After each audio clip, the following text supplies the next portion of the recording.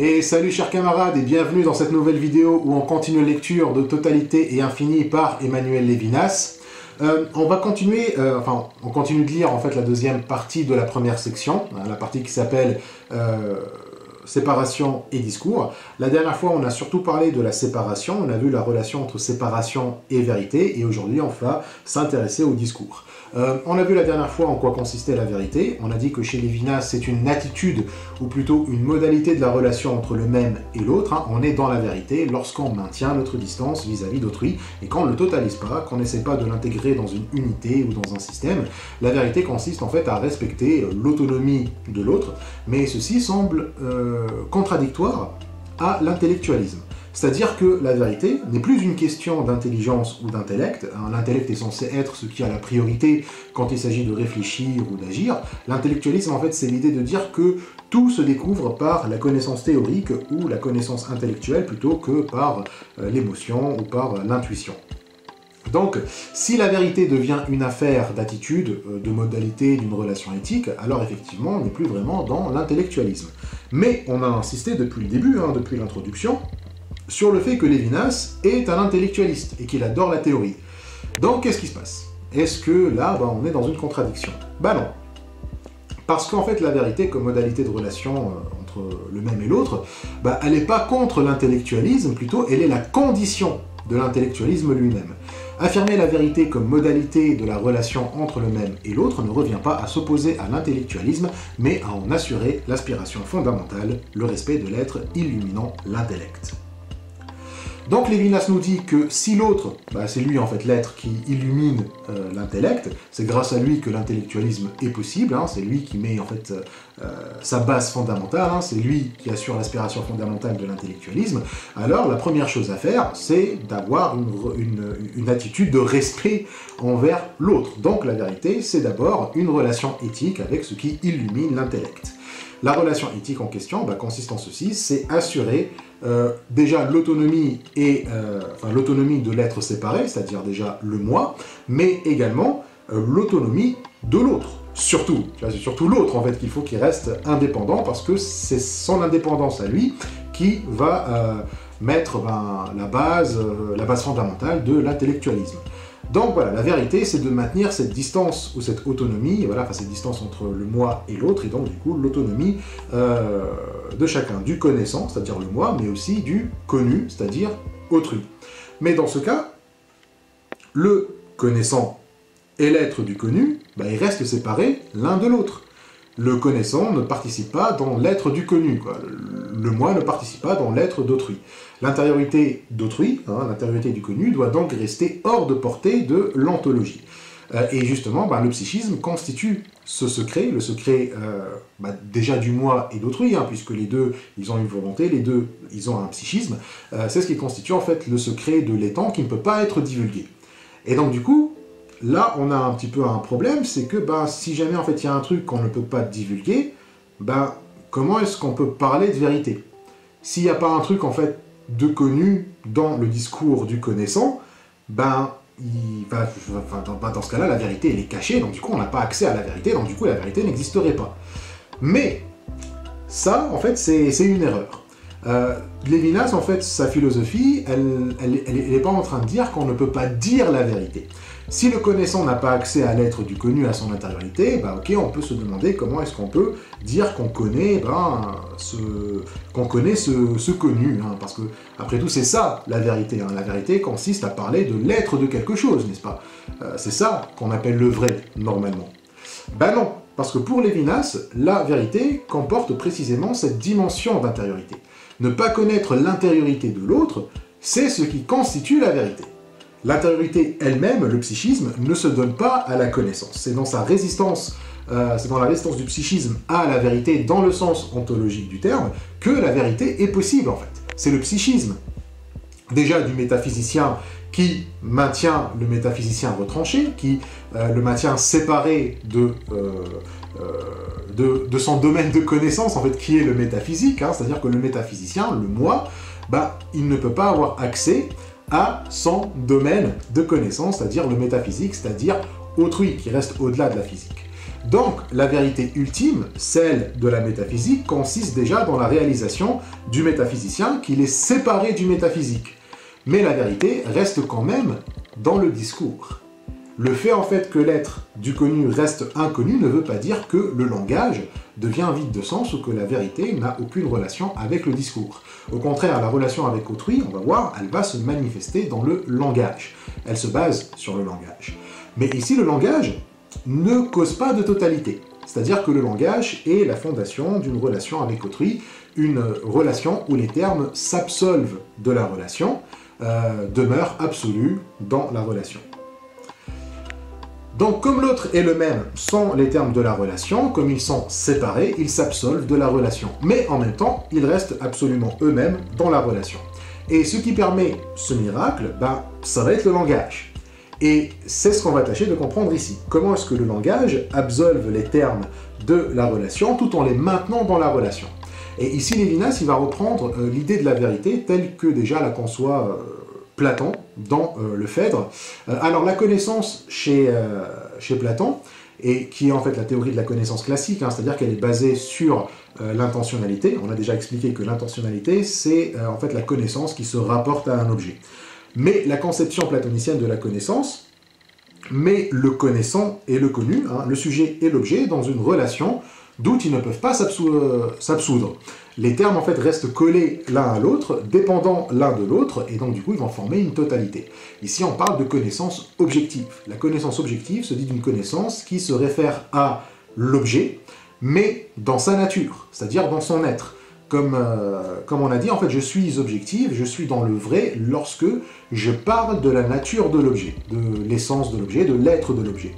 Donc le contenu de ma connaissance, c'est l'objet lui-même, l'être de l'objet, et non pas une projection de ma personnalité, de mes biais, de mes désirs sur cet objet-là. Là, on serait dans une connaissance subjective, pour le coup. Quand on est dans l'objectif, quand on est objectif, on ne s'interpose pas avec notre objet de connaissance. On l'étudie en tant que tel, voilà, enfin, à distance. Donc, on peut dire que là, la connaissance objective est désintéressée, non? Ben, pas vraiment. Lévinas dit que la connaissance objective, elle a beau être désintéressée, elle reste néanmoins centrée sur le connaissant. C'est-à-dire le réel va dépendre encore de la façon dont le sujet l'aborde. J'aborde le réel de manière objective, ok, c'est désintéressé, c'est plus désintéressé que de l'aborder de manière subjective, mais il y a toujours ce jeu qui est au centre. C'est le jeu qui dévoile l'être, c'est moi qui dois faire quelque chose. Dévoiler, c'est une action. Genre, je fais une action sur l'être pour le comprendre objectivement. Donc, quelque part, on est encore dans une relation de dépendance.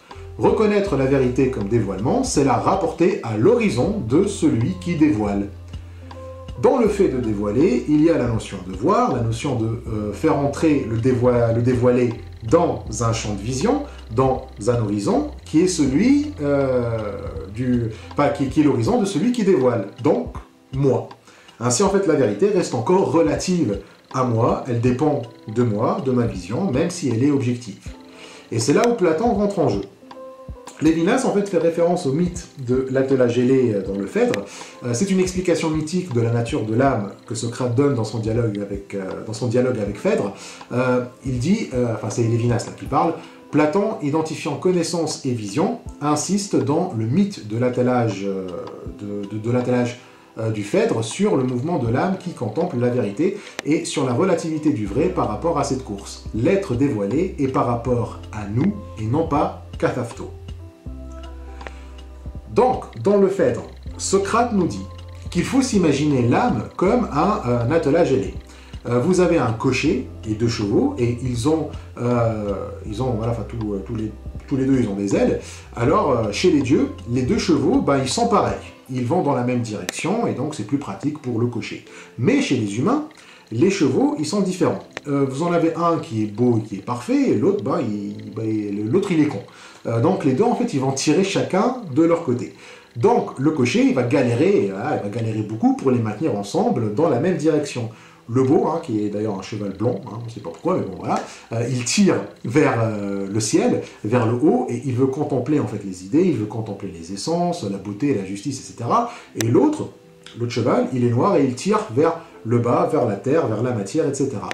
Donc ici en fait, l'âme L'âme, elle est dans un mouvement. Hein. Le mouvement, selon l'intelligence du cocher, va soit la rapprocher de la vérité, soit l'en éloigner.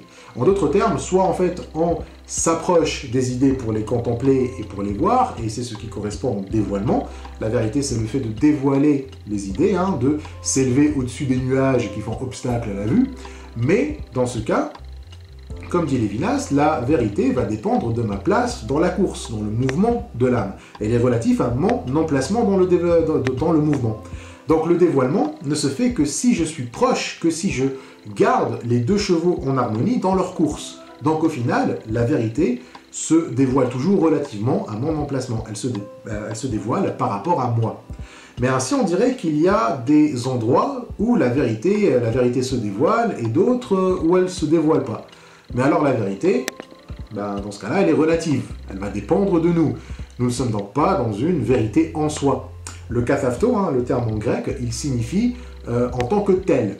La vérité n'apparaît pas en tant que telle dans ce cas-ci, mais relativement à moi. Elle n'apparaît pas kathafto, mais relativement à moi. Donc même si ma connaissance est objective, l'objet en fait n'apparaît pas dans la vérité désintéressée finalement. Quand on parle de la connaissance dans le sens classique, comme dans Platon, le cocher en fait représente l'intellect. Hein. Quand j'ai une sensibilité, je dois la faire passer par mon entendement pour que la sensibilité devienne une connaissance. Je perçois quelque chose, je dois soumettre ma perception à mon entendement pour que la perception devienne une connaissance et pas juste une sensibilité. Je dois analyser tout ce qui stimule mes sens pour que les deux chevaux restent en harmonie et sur la bonne course.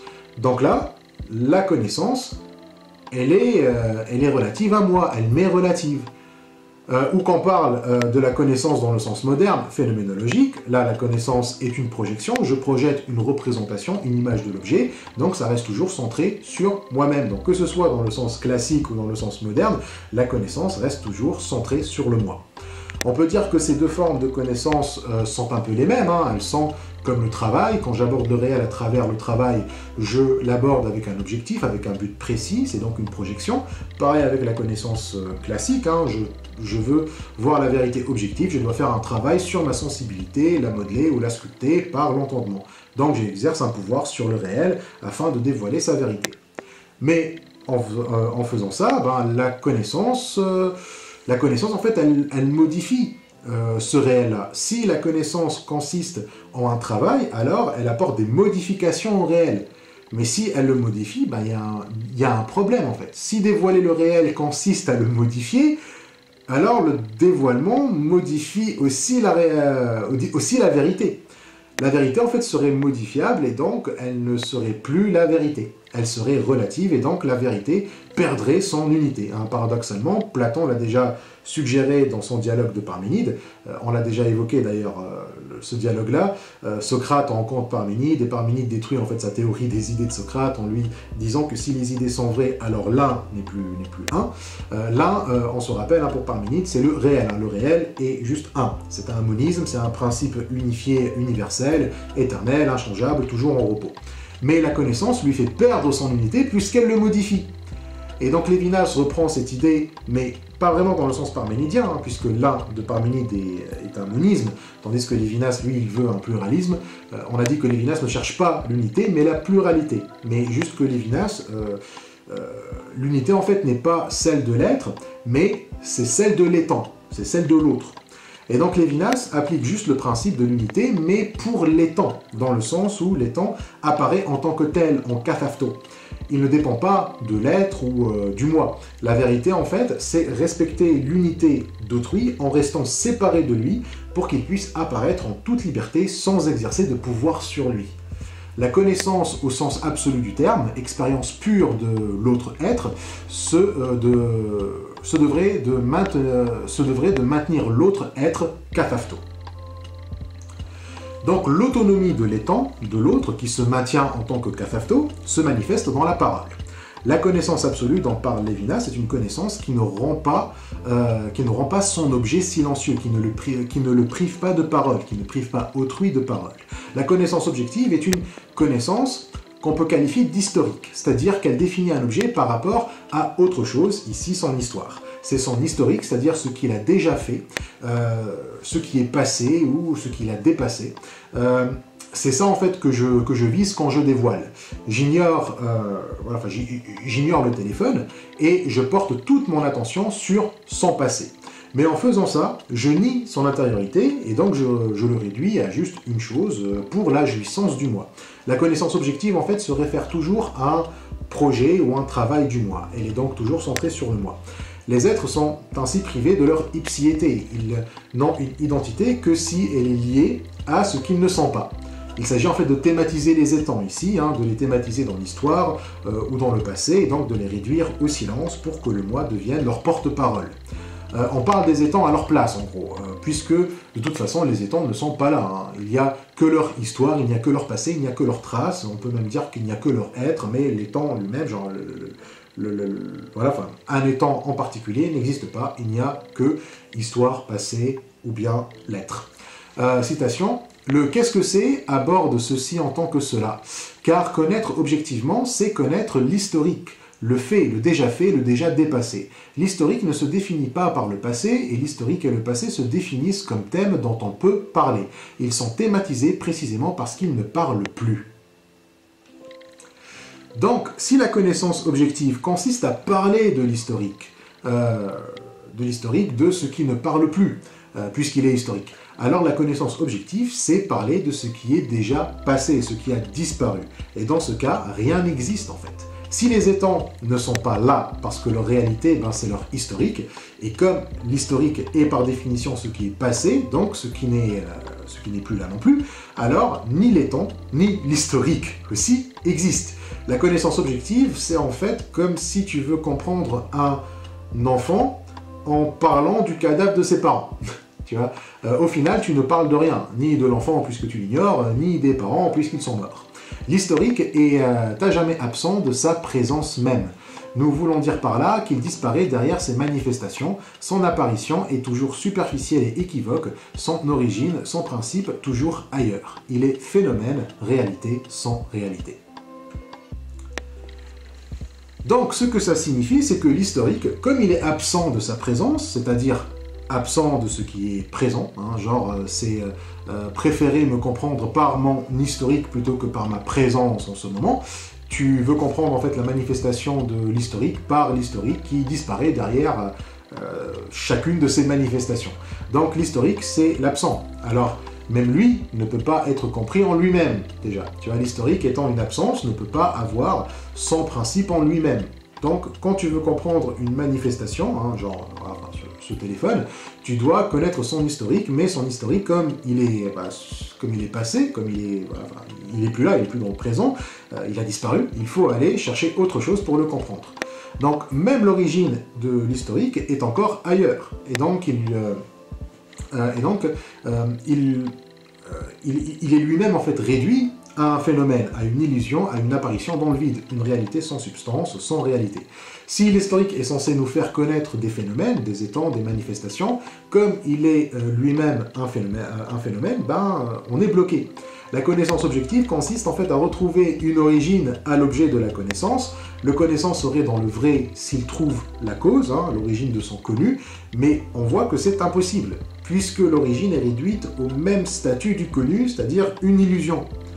Donc on est piégé dans un monde illusoire, sans origine. On tombe dans le cercle kantien par rapport au temps. Kantien par rapport au temps. L'écoulement du temps, où, d'après le schéma kantien, se constitue le monde est sans origine. Alors, pour Kant, l'esprit a déjà une structure en lui qui construit le monde. Selon Kant, il y a la chose en soi, c'est-à-dire le noumen, et la chose pour soi, c'est-à-dire le phénomène.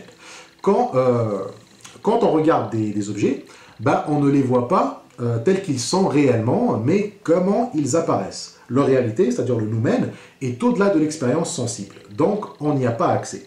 Donc, on ignore c'est quoi la réalité du monde. On voit juste un monde qui se dévoile à travers notre perception. C'est un monde de phénomènes. Mais ce monde des phénomènes, il est dans notre tête. il est la manifestation des schémas qu'on a dans l'esprit.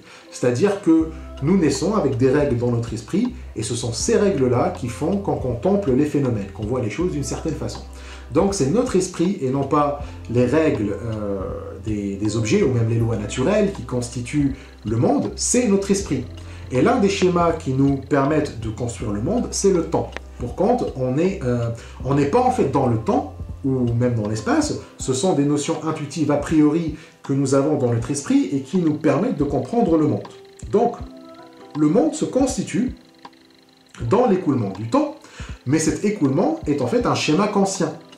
Mais dans ce cas, si les règles sont dans mon cerveau, alors je ne peux pas expliquer mon cerveau. Toutes les règles que je découvre concernant le monde, la physique, la chimie, l'astronomie, etc., ces règles qui expliquent tout, sont aussi dans mon cerveau. Mais si tout est dans mon esprit, alors je ne peux pas connaître les règles qui ont produit mon esprit. J'ignore juste en fait la cause de mon esprit. J'ignore toujours la cause de mon esprit.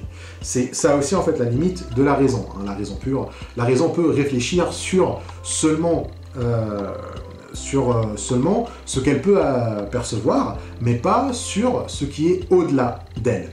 Ainsi, l'écoulement du temps serait sans origine, une illusion sans réalité, une réalité sans réalité. Le monde serait donc sans principe, il serait anarchique. L'anarchie veut littéralement dire sans arché en fait. Tu vois, genre anarchie, c'est le A, le préfixe AN, ça veut dire sans arché, et donc du coup ça veut dire sans principe. L'arché en grec c'est principe ou sans origine parfois. Donc dans cette limite, la vérité serait limitée à la connaissance des phénomènes sans leur principe, sans leur réalité. Mais ceci n'est pas ce qu'on avait déterminé comme vérité.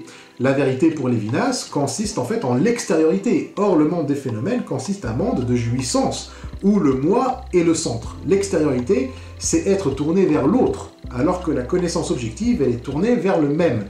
Ainsi, la vérité, au sens de connaissance objective, n'est pas une connaissance métaphysique. Elle reste dans les limites du monde où jouit le moi.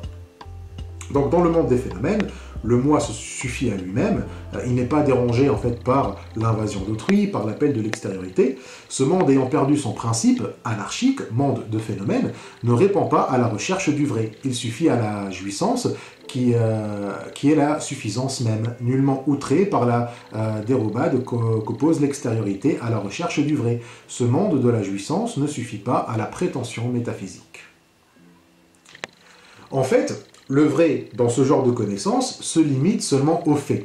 Si je ne parle en fait que des faits, alors je dis la vérité. Mais si la vérité c'est juste ça, alors comme on l'a vu, on parle de quelque chose qui est enfermé dans la jouissance. Et de là, on a deux attitudes possibles. La première, on tombe dans un relativisme absolu et une mystification de la notion des faits. On devient comme aveuglé par les faits, on cherche tout le temps les faits historiques avec une obsession qui ressemblerait à un culte, à une mystification. Donc, il y a une ironie, hein, la quête de la vérité comme connaissance objective nous mène à une lutte contre la mystification des faits d'un côté. Hein.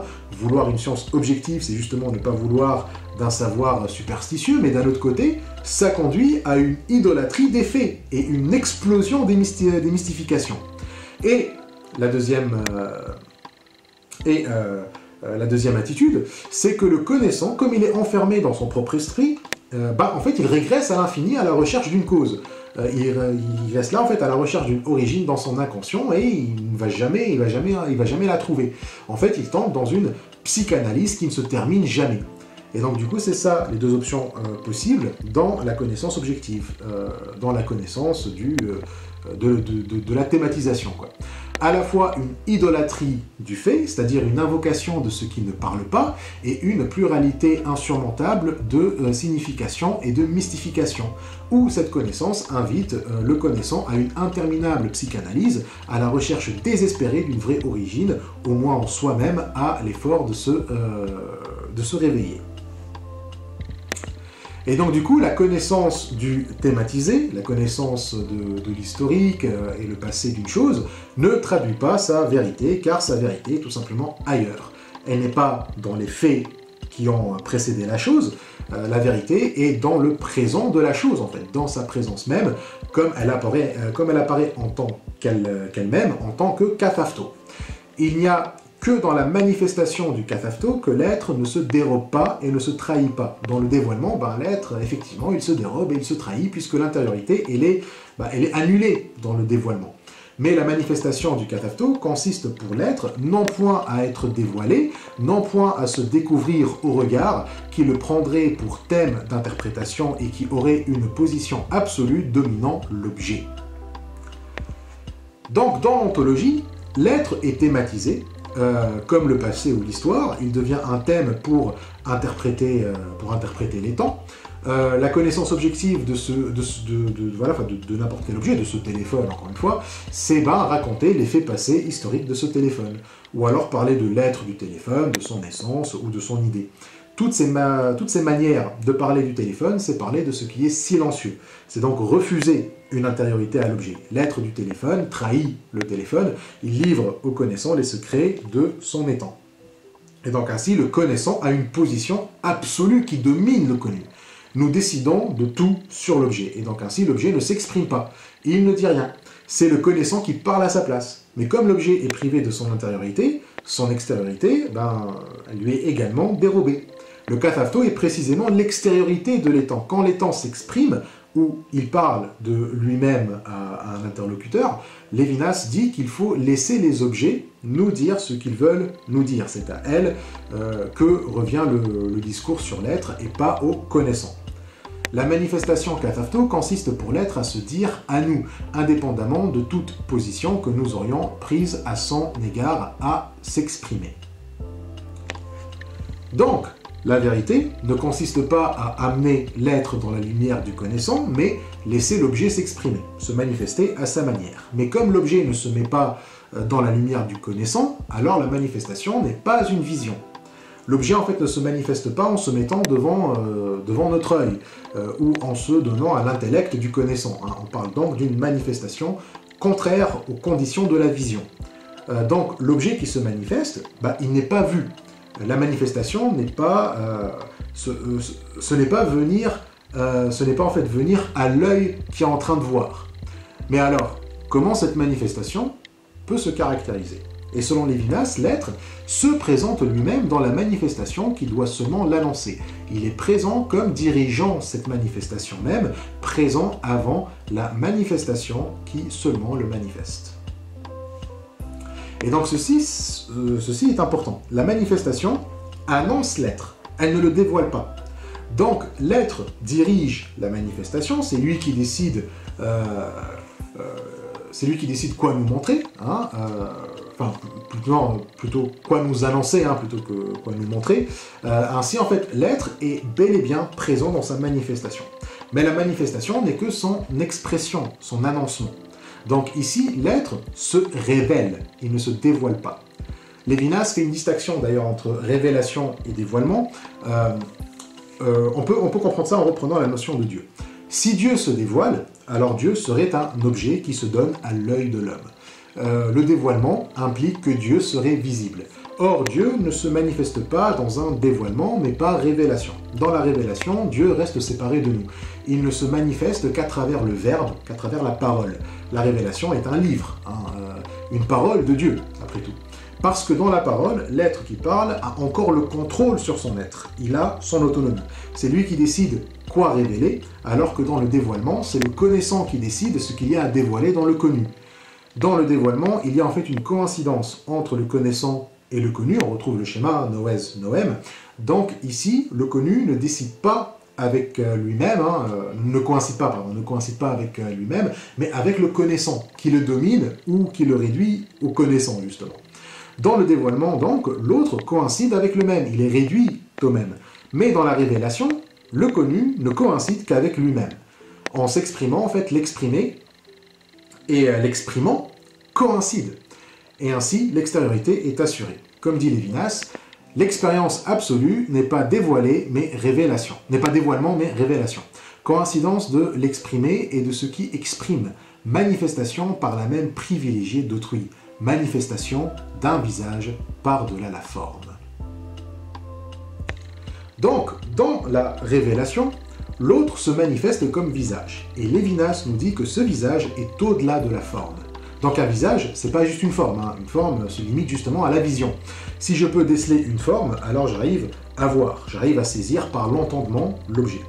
La forme d'un objet, c'est ce qui le limite, ce qui le rend visible et compréhensible, et intelligible quoi. Mais comme autrui est ce qui est par-delà l'entendement, sa manifestation est par-delà la forme. La forme, comme dit Lévinas, hein, trahit, puisqu'elle elle trahit l'être, hein, puisqu'elle est adéquate au même. Elle aliène l'extériorité de l'autre où réside la vérité. Elle doit donc être au-delà de la forme. L'expression de l'autre, c'est le visage, et le visage n'est pas une forme. Il est une présence au-delà de la forme. Donc si la forme nous aliène, si elle aliène autrui, elle empêche la manifestation du visage. Elle empêche l'étang de s'exprimer. Donc, pour que l'étang s'exprime, il faut défaire ou déconstruire la forme. En gros, on libère l'étang de la thématisation, qui se fait par la forme, pour ne plus le dissimuler. Une fois libéré de la forme, l'étang se manifeste comme visage. Mais comme le visage n'est pas une forme, alors qu'est-ce que c'est? Pour Lévinas, le visage est une parole, elle est un discours. Le visage, c'est laisser l'étang parler pour lui-même. Le visage parle. La manifestation du visage est déjà discours. Celui qui se manifeste porte, selon le mot de Platon, secours à lui-même. Il défait à tout instant la forme qu'il offre. Donc, en parlant, l'étang se donne sa propre signification. C'est comme ça, en fait, qu'on défait la forme. On se porte secours. C'est être le porte-parole de soi.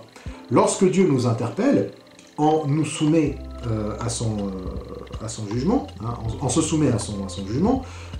Ce qu'il fait, c'est nous amener en fait à parler, à être notre propre porte-parole. Tu vois, quand on se soumet au jugement de Dieu, c'est qu'on doit parler devant Dieu. On porte secours à soi-même quand on est face à Dieu. C'est uniquement notre discours qui compte devant l'autre. Personne n'a d'avocat ou de représentant face à Dieu. Quand on parle face à Dieu, c'est là où on est présent. C'est là où on est dans la vérité, dans l'extériorité. Ici, en fait, la présence ne repose sur rien à part la signification ou l'expression. Lévinas utilise les deux termes comme synonymes, d'ailleurs, signification et expression. Quand on exprime, on se signifie authentiquement. Ici, on ne repose ni sur l'intuition intellectuelle, ni sur notre essence, ni sur notre histoire. On n'est pas dans la vérité si on dit « j'ai fait tel acte parce que c'est ma nature », par exemple. Ou c'est parce que c'est les faits de mon passé qui m'ont conditionné pour faire cet acte-là. Le discours ontologique ou historique n'apporte aucune connaissance ici. La signification se fait donc de manière autonome, arrachée à la chaîne causale de l'existence ou de l'histoire. Ces modes en fait de connaissance relèvent encore de la vision, mais la parole dans l'extériorité ne dépend pas de la vision, elle ne dépend pas de l'image, de quelque chose qui précède, sur laquelle on va construire. La signification n'est pas une essence idéale ou une relation offerte à l'intuition intellectuelle, encore analogue en cela à la sensation offerte à l'œil. Elle est par excellence la présence de l'extériorité. Donc le discours coupe avec la chaîne causale. Parler, c'est donc se donner sa propre origine. Le discours donc est une relation originelle avec l'extériorité. Hein. Le discours est l'origine de l'extériorité. Ceci ne veut pas dire qu'on n'a pas d'intention intellectuelle, hein, ou qu'on va dire tout et n'importe quoi, mais plutôt que l'intuition intellectuelle commence avec l'extériorité, elle commence avec la métaphysique. Le discours comme signification, c'est la production du sens. Être dans l'extériorité, c'est là où je commence à produire du sens. La métaphysique, en fait, qui nous conduit à la transcendance, à la relation éthique avec autrui, et la condition de la vérité. Je ne peux commencer en fait à être dans le vrai que si j'ai déjà établi ma relation avec autrui.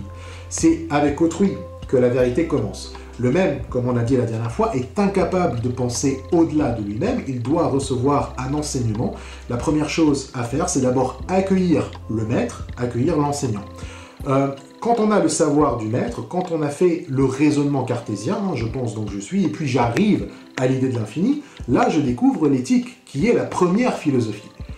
Par éthique, en fait, par l'éthique, je comprends la nature de ma relation avec autrui, ce qui me mène vers mon extériorité, et de là, je peux produire du sens. Je ne peux produire du sens que par la présence d'autrui. La production de sens ne commence pas avec l'ontologie, mais avec un enseignement qui me vient d'autrui. Donc, comme dit Lévinas, Le sens ne se produit pas comme une essence idéale, il est dit et enseigné par la présence. Et l'enseignement ne se réduit pas à l'intuition sensible ou intellectuelle qui est la pensée du même. Donner un sens à sa présence est un événement irréductible à l'évidence. Donc ce que ça signifie, c'est que le même ne peut pas donner de sens à sa présence en partant de lui-même, en commençant par lui-même. Si c'est une évidence que ma présence a un sens, alors ce sens part de moi et revient vers moi. Ma présence est une idée adéquate au moi. Elle est donc intuitive. Or, on a vu que la signification a besoin d'une métaphysique d'abord, une métaphysique qui ouvre vers autrui, pas vers le même. Donc, donner un sens à ma présence ne peut pas être une intuition. Ça doit venir d'une présence encore plus grande que la mienne, une présence infinie. C'est pour ça que se donner un sens est évidemment irréductible à l'évidence. Le sens vient de l'enseignement, du maître, autrui, un très haut qui domine et que j'accueille. Présence dominant celui qui l'accueille, venant des hauteurs, imprévues et par conséquent enseignant sa nouveauté même.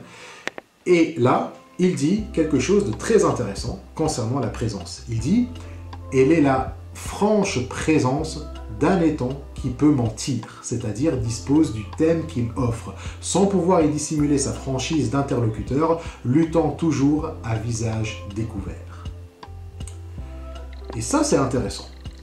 L'autre, qui se manifeste comme visage, comme parole, peut mentir. Mentir, en fait, c'est disposer du thème qu'on offre, c'est se débarrasser, je suppose, du thème qu'on offre. Le thème, c'est l'historique, ou le passé, je suppose aussi. Donc, le discours peut être nié son passé ou son historique, ils peuvent être niés, puisqu'ils ne sont pas son origine de toute façon. Mais Lévinas nous dit quand même qu'il ne peut pas dissimuler sa franchise. C'est mentir tout en étant franc. Mentir sans se couvrir la face, littéralement. Et donc Lévinas rajoute à la fin du paragraphe « L'alternative de la vérité et du mensonge, de la sincérité et de la dissimulation, est le privilège de celui qui se tient dans la relation d'absolue franchise, dans l'absolue franchise qui ne peut se cacher. » Bon, je sais, c'est pas très clair, et Lévinas ne revient pas beaucoup sur cette histoire de mensonge, enfin, si, il va y revenir un peu plus tard, mais en fait, tu vois, genre, le mensonge devient un mode d'existence, même chez l'être en extériorité, donc il peut mentir un peu comme les muses d'Hésiode. Hésiode, en fait, c'était un poète grec, le grand rival d'Homère, si on veut, et dans la poésie grecque, les poètes, en fait, disent que leur savoir vient des muses, qui sont des déesses. Donc, tout ce que le poète raconte lui vient des muses, donc ça doit être vrai. Mais Hésiode a dit que même les muses peuvent mentir si elles veulent. Mais, restant les muses, restant des déesses, leur mensonge ne nuit pas à leur statut, n'altère pas en fait leur manifestation. Elles sont en fait toujours expression, elles sont toujours visage. Et comme c'est ça la vérité, elles peuvent mentir tout en étant franches. Ça aurait été plus intéressant d'explorer cette dimension du mensonge ici, mais Lévinas, en fait, il va passer à quelque chose d'autre au prochain paragraphe. Il a aussi une phrase concernant les yeux dans le visage, dans l'expression d'autrui. Il dit « À travers le masque perce les yeux, l'indissimulable langage des yeux, l'œil ne lui bat, il parle. » Donc, déjà, un contraste entre l'œil du visage en tant qu'expression, en tant que révélation, et l'œil dans le sens de connaissance objective. On a dit que dans le dévoilement, l'être est amené à la lumière de l'œil pour être contemplé. Mais dans le visage, l'œil est un langage. Il ne se présente pas par la faculté de l'entendement, mais plutôt un langage indissimulable. Donc, est-ce que ça veut dire qu'on peut mentir, mais on ne peut pas dissimuler le langage du visage? Une fois dans l'extériorité, rien ne peut être dissimulé. Genre dans le face-à-face authentique, le mensonge ne cache pas le langage, il reste même franchise, comme lorsqu'on ment en toute innocence, parfois. Donc, affaire à suivre. Ce qui est sûr, c'est que le langage permet l'expression sans envahir l'intériorité. Lorsqu'on se réfère à l'action, par exemple, on se réfère à un fait. Mais l'action n'exprime pas, parce que le fait n'exprime pas. Le sens d'une action, une action a une signification bien sûr, mais elle se réfère non pas à la présence de l'agent qui a fait l'action, mais à son absence. Au moment où l'action est faite, donc ça veut dire passé. L'action oublie donc le présent de l'agent. Quand on aborde l'agent par ses actions, par ses œuvres, on veut dire des choses dans son intériorité alors qu'on n'y a pas accès. Par exemple, lorsqu'on veut entrer dans les intentions de quelqu'un, à travers ses actions. Tu as fait ceci, donc ça doit dire cela. Tu as telle intention, et c'est rarement des intentions flatteuses, d'ailleurs. Ici, en fait, le je et le tu deviennent un il. Quelqu'un qui parle de vos actions ou de vos intentions parle de vous à la troisième personne, même s'il s'adresse directement à vous. C'est du dévoilement. Aborder quelqu'un à partir des œuvres, c'est entrer dans son intériorité comme par effraction. L'autre est surpris dans son intimité, où il s'expose certes, mais ne s'exprime plus, enfin ne s'exprime pas, comme les personnages de l'histoire. Les œuvres signifient leur auteur, mais indirectement à la troisième personne. Alors bien sûr, le langage peut devenir un acte, et les actes peuvent devenir un langage. Ce qui exprime peut devenir un dévoilement, et ce qui dévoile peut devenir une expression. Mais dans le premier cas, c'est une régression, puisque dans le premier, on s'éloigne d'autrui. Si le langage devient un acte, l'acte de parler, alors on retombe dans le dévoilement, dans une science déjà acquise par le même. Mais des actes peuvent prendre une dimension métaphysique qui en font un langage, comme par exemple les actes de bonté, qui mettent toute science comportementale en PLS. Du moins à l'époque de Lévinas. La science comportementale était très orientée vers l'intérêt personnel, etc. Ce qui est important pour Lévinas, c'est maintenir la coïncidence entre exprimer et ce qui s'exprime, ou entre le révélateur et la révélation. C'est ça en fait l'essentiel du langage, c'est d'apporter un enseignement par la manifestation kathafto. La coïncidence du révélateur et du révélé dans le visage qui s'accomplit en se situant en hauteur par rapport à nous, en enseignant. Il s'agit donc d'une relation d'un face-à-face, parler c'est parler avec un interlocuteur. Si c'est dans le discours que nous nous exprimons, c'est parce que le discours est accueilli par un interlocuteur. L'enseignant qui arrive de haut et qui s'exprime par son visage entre en nous déjà, en accueil, il se révèle à nous, on voit son visage qui est la parole d'une révélation, on ne voit pas vraiment un visage, c'est plutôt on reçoit une parole, et la parole d'autrui, le visage d'autrui nous pousse à l'éthique, à offrir en fait notre discours en retour. Donc l'expression d'autrui, en kathafto, c'est aussi la condition de notre propre expression en kathafto. Dieu nous parle par la révélation, on est en face de Dieu, et on est en face de son discours, et donc là on parle à Dieu en se soumettant à son jugement. Bien que la relation ressemble à un dialogue, et ça donne l'impression d'une réciprocité, chose qu'on a dit est impossible, parce qu'elle conduit à une totalité, le fait que ce dialogue est asymétrique, autrui reste supérieur, la totalité est brisée. Donc le même et l'autre sont des interlocuteurs, un face-à-face, mais un face-à-face qui n'est pas égalitaire, il n'est pas, ou plutôt il n'est pas symétrique, il est asymétrique. C'est ainsi que le même et l'autre arrivent à s'exprimer en kathafto. Ils ont chacun l'autre pour recevoir leurs paroles tout en restant infiniment séparés, pas du tout sur le même plan d'existence. Donc, on est loin du dévoilement, l'expérience absolue d'autrui, le face-à-face n'est pas un dévoilement, on ne ramène pas autrui à un horizon subjectif puisqu'il reste séparé, c'est ainsi qu'on résout le problème de Kant concernant le noumen. Quand Kant il dit que le noumen nous est inaccessible, il parle du point de vue de l'ontologie. Effectivement, l'ontologie, dans son obsession avec le dévoilement, elle rate toujours le noumen. Le noumen, en réalité, c'est l'autre. C'est pour ça qu'il ne peut pas être dévoilé et que l'ontologie finit toujours par retomber dans le cercle fermé de la subjectivité. L'ontologie veut atteindre le noumen, elle veut le dévoiler en partant d'un point de vue. Mais un point de vue, c'est une lumière empruntée, comme il dit Platon. Quand il parle de sortir de la caverne et voit les idées qui baignent dans la lumière du soleil, il veut que l'homme emprunte la lumière du soleil pour que les objets dévoilent leurs essences, leurs idées. Mais ça reste du point de vue de l'homme. C'est en fait comme de la triche. Si on veut vraiment connaître l'autre, il faut une connaissance qui dépasse l'horizon de soi, qui dépasse le point de vue, mais qui ne va pas non plus s'implanter dans l'autre. C'est pas un changement de point de vue dont il s'agit ici. Ce n'est pas, si je veux comprendre objectivement quelque chose, je dois me mettre à la place de l'objet.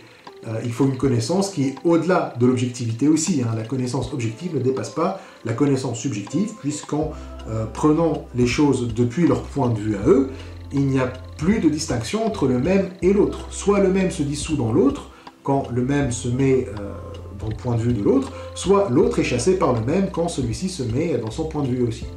Donc, dans les deux cas, il n'y en reste qu'un, donc on est dans de la subjectivité. Ce qu'il faut en fait, c'est que l'objet reste lui-même, doit être en fait étranger au moi, mais apparaît quand même au moi. Et la difficulté est là-dedans. Comment apparaître au même tout en restant l'étranger? Ce qui se présente comme indépendant de tout mouvement subjectif, c'est l'interlocuteur dont la manière consiste à partir de soi, à être étranger et cependant à se présenter à moi. Alors certains philosophes se sont attaqués à cette tâche. Lévinas nous donne un petit commentaire sur Husserl, mais qui n'a visiblement pas réussi. Lévinas nous dit « Le rapport avec cette chose en soi ne se trouve pas à la limite d'une connaissance commençant comme constitution d'un corps vivant, selon la célèbre analyse husserlienne de la 5e de ses méditations cartésiennes. » Alors déjà là, il faut qu'on parle un petit peu de Husserl et de la 5e méditation, parce que on ne va pas juste expliquer la phrase qu'on vient de citer, mais surtout celle qui vient après, parce que, croyez-moi, celle qui vient après, oh oui, il y a de la qualité. Vas-y, je laisse pas durer le suspense, je vous donne la phrase, attention, hein, là il faut suivre. La constitution du corps d'autrui dans ce que Husserl appelle la sphère primordiale, l'accouplement transcendantal de l'objet ainsi constitué avec mon corps, expérimenter lui-même de l'intérieur comme un je peux, la compréhension de ce corps d'autrui comme d'un alter ego, dissimule dans chacune de ces étapes que l'on prend pour une description de la constitution des mutations de la constitution d'objet en une relation avec autrui, laquelle est aussi originelle que la constitution dont on cherche à l'attirer. Ça va? C'était clair? Oui, tout ça, c'était une phrase. Alors, on va expliquer, ne vous en faites pas.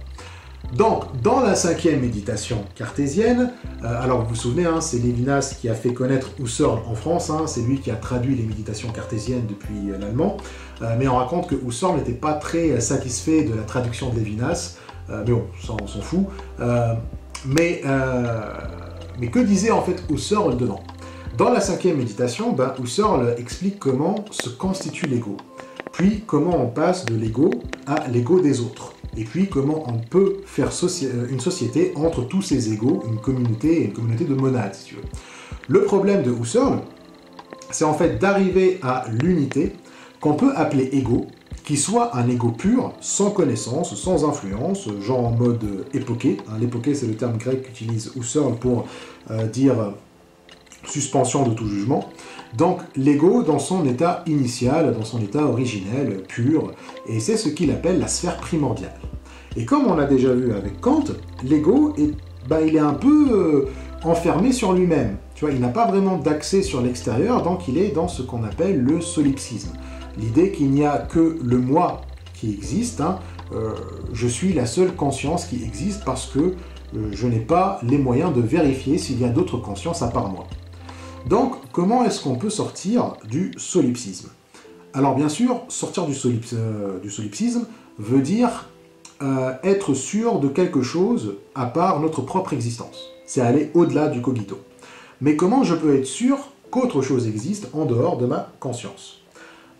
Si je peux démontrer une chose en soi, si je peux arriver au noumen, alors c'est bon. J'ai une connaissance qui est objective, on va dire, hein, je suis dans le vrai, je dois donc trouver un rapport avec la chose en soi. Mais comment y arriver à cette chose en soi? Husserl, lui, semble dire que le point de départ, déjà, c'est la sphère primordiale. Et de la sphère primordiale, de l'ego pur, le je, va constituer le corps vivant. En gros, je vois le corps d'autrui et je commence à développer une connaissance à partir des représentations de son corps. Selon Husserl, ceci est censé m'amener à comprendre que cet autre corps a aussi une conscience à lui, et donc là, j'obtiens une connaissance au-delà de mon solipsisme.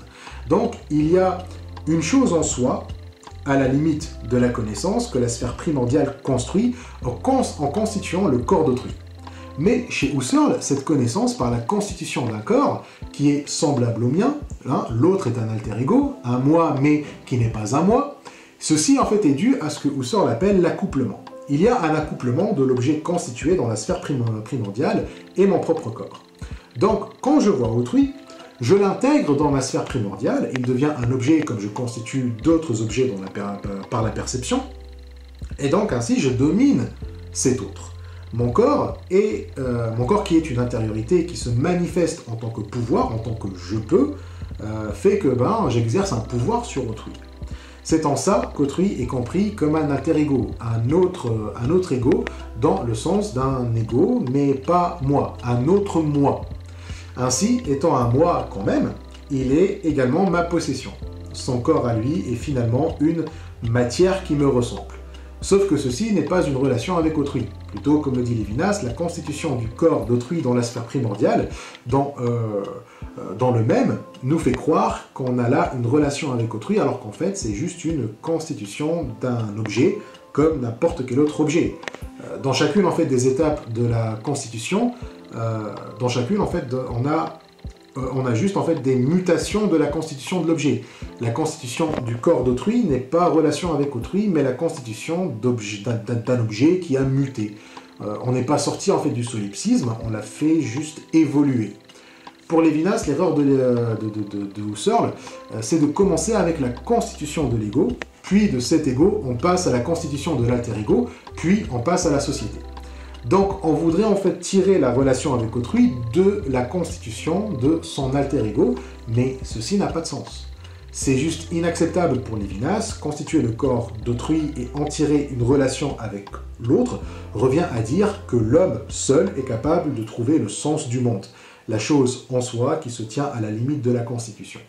Mais on a précisé plusieurs fois que c'est de l'extérieur que le sens du monde nous est enseigné. Il ne peut pas venir de nous. Donc en réalité, c'est avec autrui qu'il faut commencer pour déjà pouvoir se constituer soi-même. C'est pour ça que Lévinas dit que la relation avec autrui est originelle. Elle est aussi originelle que la constitution dont on veut la tirer. Donc Lévinas inverse les choses. On pense que d'abord le moi, et puis le moi découvre autrui, et de là il tire sa relation avec autrui, mais ça, comme on l'a dit plusieurs fois, c'est de l'ontologie qui précède l'éthique.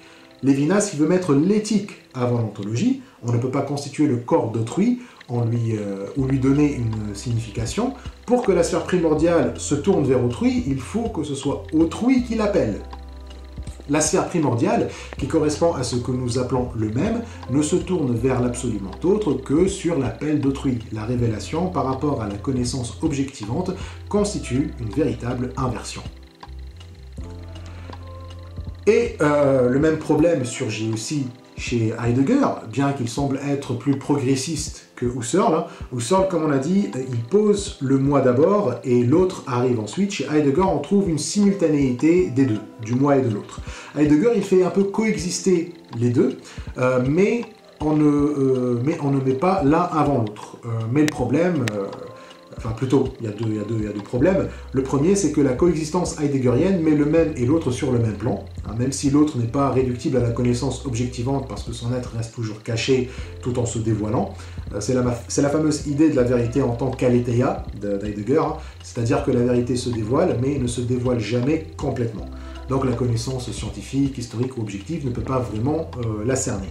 Mais il place quand même le même et l'autre sur le même horizon ontologique. Donc, dans ce premier problème, la relation avec autrui, citation, repose aussi en fin de compte sur la relation avec l'être en général, sur la compréhension, sur l'ontologie.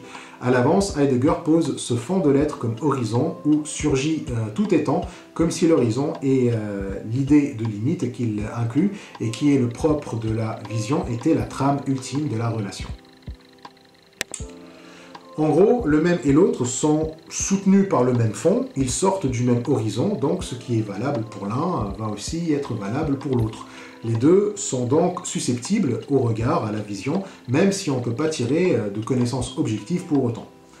Et le deuxième problème chez Heidegger, c'est dans l'intersubjectivité de cette coexistence. Le moi et l'autre forment un nous qui leur est primordial, c'est comme si en fait on est...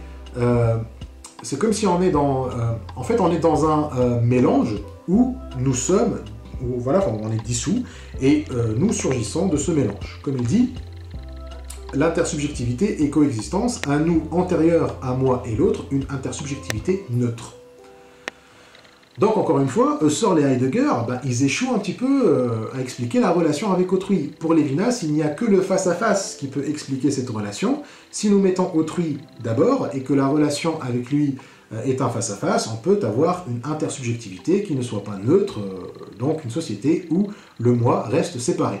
Et pour Lévinas, ce qui peut réaliser cet exploit, c'est la religion. C'est elle qui met l'autre comme point de départ et constitue un moi séparé, qui est en société et à travers laquelle en fait il est en relation avec autrui. Donc Lévinas va passer vite fait en revue d'autres penseurs qui sont également allés au-delà de Husserl et Heidegger à ce sujet. Donc déjà, Lévinas mentionne Émile Durkheim, le sociologue des religions du XIXe siècle. Donc déjà Durkheim, il a dit, en fait il a fait une théorie de la religion qui peut répondre aux attentes de Lévinas. Durkheim en fait dit que c'est à travers la société qu'on atteint autrui. Déjà Durkheim définit la religion à travers la notion du sacré, ce que la société considère comme extraordinaire et suscite la révérence, quoi. Donc déjà, la religion serait un ensemble de pratiques et de croyances qui permettent à une société de faire la distinction entre le profane et le sacré. Et donc cette distinction permet déjà d'établir la cohésion sociale entre les membres de la société. Le sacré demande des rituels, des pratiques collectives, des symboles partagés, etc. Donc ça met les membres plus ou moins d'accord, et de là, on a des liens qui se créent entre les membres. Voilà. Enfin, ces liens, en fait, sont bien évidemment éthiques aussi. Les relations morales entre individus supposent que chaque individu est perçu comme une ipsiété propre, ni un membre d'un tout, ou singularité d'un concept, comme le dit Lévinas. Donc la société nous permet d'atteindre autrui par la morale, c'est-à-dire par la religion. Mais Lévinas nous dit que Durkheim a une limite, qui n'est pas vraiment dans la relation avec autrui.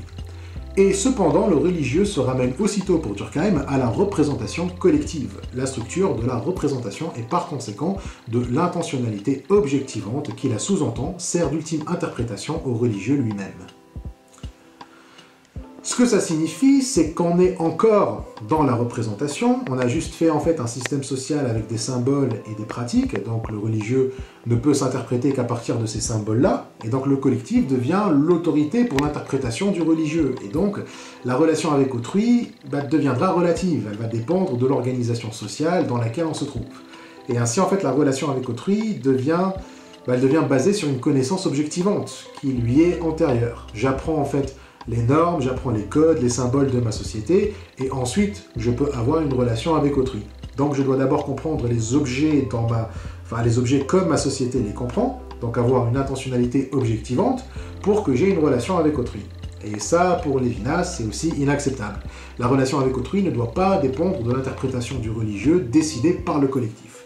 On retombe donc dans de l'ontologie. On comprend les objets d'abord, et ensuite, à la fin, on dit que l'éthique va en découler.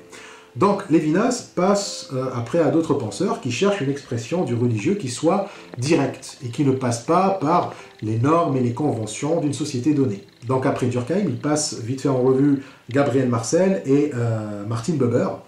Avec eux, et le courant philosophique qui s'est développé de leurs travaux, c'est-à-dire un existentialisme phénoménologique, théiste et éthique, Lévinas nous dit: la relation avec autrui, comme irréductible à la connaissance objective, a perdu son caractère insolite, quelle que soit l'attitude que l'on adopte à l'égard des développements systématiques qui l'accompagnent. Donc, Marcel et Buber ont permis la familiarisation avec l'idée que la relation avec autrui est irréductible à la connaissance objective. La norme, en fait, dans la philosophie, voulait que la relation avec autrui soit elle-même une connaissance objective, soit découle d'une connaissance objective. C'est ce qu'on a vu avec Husserl, Heidegger et Durkheim. La philosophie n'était pas très habituée à voir les choses autrement. Les existentialistes chrétiens et juifs, Marcel était chrétien et Buber était juif, ont donc permis cette nouvelle façon de voir les choses, la relation avec autrui, comme irréductible à la connaissance objective, et maintenant, en fait, c'est un peu devenu la norme, en fait, si on peut dire. On les a déjà mentionnés dans les préfaces, on a dit que ce que Lévinas leur reproche, en fait, c'est que les deux font de la relation avec autrui un dialogue réciproque. Pour Marcel, l'autre est un « tu absolu, hein, je m'adresse à toi, à un tu, qui est absolu certes. Marcel explique ceci dans son fameux journal métaphysique, hein, que Lévinas mentionne. Donc Marcel en fait cherche à parler d'un tu qui ne peut pas devenir un lui, qu'on ne peut pas réduire à la troisième personne, donc un tu qui soit toujours présent. Il en parle dans le journal à partir du 1er février 1922, et c'est là où il introduit en fait cette notion du tu absolu. C'est proche de Lévinas, mais Marcel fait du dialogue la base de cette relation avec un tu absolu. Le je et le tu sont donc dans une relation de réciprocité, et donc le tu n'est pas vraiment au-dessus du je. Et avec Buber, c'est encore plus flagrant. Buber a distingué la relation avec l'objet qui serait guidé par la pratique de la relation dialogale qui atteint l'autre comme tu, comme partenaire et ami. Buber, en fait, il fait de l'autre un partenaire, un ami, un pote, quoi. L'autre, c'est ton poteau avec qui on dialogue. Buber dit qu'il a eu l'idée en lisant, qu'il a trouvé l'idée en fait dans Ludwig Feuerbach. C'était un disciple de Hegel, une grande influence sur Marx. Feuerbach, en gros, il critiquait en fait l'idée que les hommes se sont faits de Dieu. On a juste en fait attribué à Dieu tout ce qu'on veut réaliser dans l'homme. Dieu, c'est en fait l'homme idéal, hein, qui est toujours bon, juste, qui sait tout et qui peut tout faire. Et Feuerbach, il dit qu'en réalité, les hommes, s'ils s'unissaient en fait, s'ils s'unissent, ils peuvent accomplir leur idéal sans le transposer à un Dieu qui ne serait pas de ce monde. La communauté humaine, pour Feuerbach, c'est Dieu. Donc l'homme n'est homme que lorsqu'il est uni avec les autres hommes. Et Buber fait donc de l'être une relation homme à homme, un je et un tu. Dieu, c'est en fait l'unité d'un je et un tu. Mais là, on voit vite ce que Lévinas peut reprocher à une unité du je et du tu. Il y a deux reproches en fait. D'abord, le tu est dans un dialogue avec le je, donc le je ne peut pas parler à sa place, mais on est dans une relation réciproque.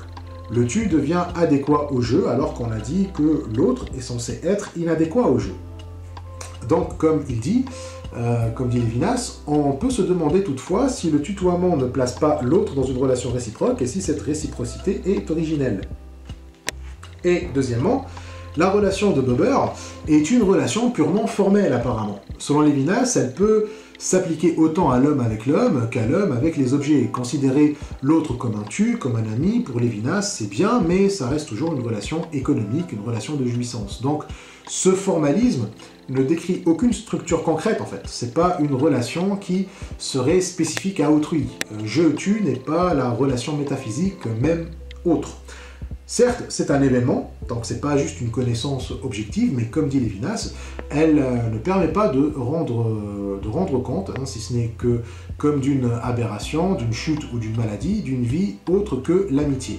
L'économie, la recherche du bonheur, la relation représentative avec les choses, elle demeure dans une espèce de spiritualisme dédaigneux, inexploré et inexpliqué. Alors Lévinas nous dit qu'il ne critique pas juste pour corriger Buber, mais juste que Buber ne parle pas de la relation que Lévinas cherche. Le je-tu est parfaitement légitime comme relation, et ça peut, et part aussi de l'idée de l'infini, hein, mais ce n'est pas ce que cherche Lévinas.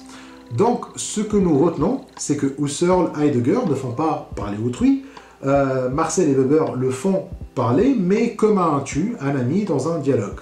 Il manque encore la dimension où autrui est au-dessus. Là où on est encore centré, en fait sur le même, finalement. Il faut qu'autrui interpelle, pas qu'il dialogue avec le même. Le dialogue ressemble à un face-à-face, mais c'est un face-à-face qui se rapproche de Socrate et sa maïotique plutôt que autrui. Comme on a déjà dit, Socrate, le maître, ne vient pas apporter un enseignement de l'extérieur, mais l'outil qui fait sortir la vérité déjà contenue dans le même. C'est plus en fait un ami qu'un maître. Hein. L'ami n'interpelle pas son interlocuteur malgré le dialogue. Dans le dialogue, il y a un échange, qu'il soit en fait réciproque ou non, c'est pas la question. Le disciple de Socrate prend du maître plus qu'il ne donne. Il y a un échange, même s'il n'y a pas de réciprocité. Dans l'interpellation, justement, il n'y a pas d'échange tout court. L'interpellé ne prend rien de celui qui interpelle, parce que, comme on a déjà dit aussi, il est déjà complet. c'est bien en fait, c'est bien dans l'interprétation que l'interpellation, dans l'interpellation que l'autre et le même sont respectés. Même si l'interpellation est une violence, même si on l'interpelle pour lui annoncer une mauvaise nouvelle, ou pour le classer quelque part, comme un flic qui interpelle, ou un médecin qui interpelle son patient, Lévinas nous dit que c'est dans l'interpellation que l'altérité est assumée. L'autre se maintient et se confirme dans son hétérogénéité aussitôt qu'on l'interpelle, et fût-ce pour lui dire qu'on ne peut lui parler, pour le classer comme malade, pour lui annoncer sa condamnation à mort, en même temps que saisi, blessé, violenté, il est respecté. Donc comme on a dit, lorsque l'infini interpelle, c'est là où on est vraiment soi. L'autre nous parle en nous interpellant. On l'accueille par le discours, même si son discours nous fait violence, on est respecté par le fait qu'il parle. Son discours, en fait, nous sépare de lui et nous maintient dans la séparation. L'interpellation, c'est ce qui garantit, en fait, notre autonomie, mais aussi lorsque nous parlons, nous interpellons également. Lorsqu'autrui m'interpelle, lorsqu'il me parle, je dois parler aussi. Et donc, mon autonomie s'exprime dans le discours. Donc, en parlant, en réagissant à la parole d'autrui, à la parole de Dieu que je ne comprends pas, qui précède toute compréhension, alors pareil, même si j'ai un discours qui fait violence à autrui reste séparé de moi, parce que tout se fait à travers le discours. Son autonomie à lui est aussi garantie. Comme on reste tous les deux séparés en s'interpellant l'un l'autre, la relation reste métaphysique, elle reste non réciproque. Mon discours donc est ce qui me lie à autrui et ce qui me maintient séparé de lui. Voilà. Et c'est ce qui lie autrui au moi et ce qui maintient autrui séparé de moi. Donc, étant séparé et étant incompréhensible, je ne peux pas thématiser autrui. Donc, je ne peux pas dialoguer avec lui. Le dialogue a une dimension de thématisation, mais le discours qui interpelle laisse l'autre dans son autonomie. L'autre ne peut pas être compris, donc il ne peut pas être catégorisé, même si je dis tu es malade. Il est toujours en fait en sécurité parce qu'autrui n'est pas un quoi. L'invoqué n'est pas ce que je comprends, il n'est pas sous catégorie, il est celui à qui je parle, il n'a qu'une référence à soi, il n'a pas de quiddité. Alors, la quiddité, c'est ce qui fait quelque chose, c'est la réponse à chaque question, c'est quoi? Quand je demande c'est quoi l'eau, et on me répond c'est du H2O, quoi. On me donne la quiddité de l'eau. Bref, la quiddité, c'est l'être, c'est la substance qui fait les choses. Mais autrui n'a pas de quiddité. Donc, on ne peut pas poser la question, c'est quoi autrui? L'absence de quiddité, c'est précisément ce qui garantit son autonomie, et c'est ce qui fait qu'on ne peut pas avoir qu'on ne peut pas le thématiser. Et qu'on ne peut donc avoir qu'une relation d'interpellation avec lui. C'est-à-dire qu'on l'interpelle, et donc du coup, il est obligé de parler. C'est-à-dire que comme il n'a pas de substance, comme il n'a pas de quiddité, on ne peut pas parler à sa place. Parce qu'on ne peut pas parler de lui. Tu vois, vu que ce n'est pas un quoi, on ne peut pas en parler. Mais dire qu'il n'a pas de quiddité ne signifie pas qu'il n'a pas de présence. La philosophie classique, en fait, comprend la quiddité comme ce qui assure la présence de quelque chose. L'eau est présente parce qu'elle a une quiddité. Mais la quiddité, selon Lévinas, revient à parler des faits. Parler de la quiddité de l'eau, c'est parler de ce que l'eau est déjà. D'accord ? De ce que l'eau est déjà faite ou ce qu'elle a déjà fait. Ce qu'elle a déjà fait, pardon. Donc, c'est un discours historique ou ontologique. L'ontologie et l'histoire ne sont pas des études de la présence selon Lévinas, mais de ce qui est passé, de ce qui est déjà fait. La présence est plutôt ce qui se fait là maintenant, ce qui est encore, ce qui n'est pas encore fini. Mais c'est précisément ça, le but de l'interpellation. C'est demander qu'on soit présent. Parler, en fait, atteste de la présence, tout simplement. Quand on parle, on se fait. L'interpellé est appelé à la parole. Sa parole consiste à porter secours à sa parole, à être présent. Ce présent n'est pas fait d'instants mystérieusement immobilisés dans la durée, mais d'une reprise incessante des instants qui s'écoulent par une présence qui leur porte secours, qui en répond. Donc, l'interpellé. Quand on est interpellé, en fait, on est invité à nous produire. On se porte secours de manière incessante par le discours. On brise en fait la chaîne causale quand on répond à l'interpellation et c'est là qu'on est présent. Donc le présent n'est pas des instants immobilisés, mais une reprise des instants. Les instants de notre histoire, par exemple, ne deviennent pas un historique parce que le sujet, le moi qui a vécu en parle, qui les a vécus, il en parle, il les réactualise en fait, les justifie devant autrui. C'est en ce sens que je me porte secours. Je vois l'être et le passé qui bouffent les instants de ma vie, alors je vais à leur secours en les réactualisant dans mon discours. Et c'est là que la vie se produit, selon Lévinas. C'est là qu'on est dans le présent. Dans le présent, c'est pas la quiddité, mais c'est l'incessante invitation au discours. C'est l'inversion de l'ordre causal ou logique. Normalement, quand on parle, les mots deviennent ensuite écrits. Ils se figent dans un texte où ils demeurent comme un événement qui se transforme en fait, mais qui se transforme en fait plutôt. Mais le discours lévinassien inverse tout ça. Comme le discours c'est porter secours à sa parole, le mot écrit se réactualise en parole. Il renaît dans le présent, il reprend vie et devient ainsi autonome. En gros, il s'actualise. Le discours, comme expression, actualise les temps. L'expression et cette actualisation de l'actuel, le présent se produit dans cette lutte, si on peut dire, contre le passé, dans cette actualisation. L'actualité unique de la parole l'arrache à la situation où elle paraît et qu'elle semble prolongée.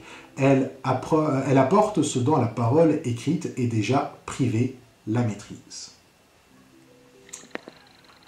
Donc, la parole apporte la maîtrise, chose que la parole écrite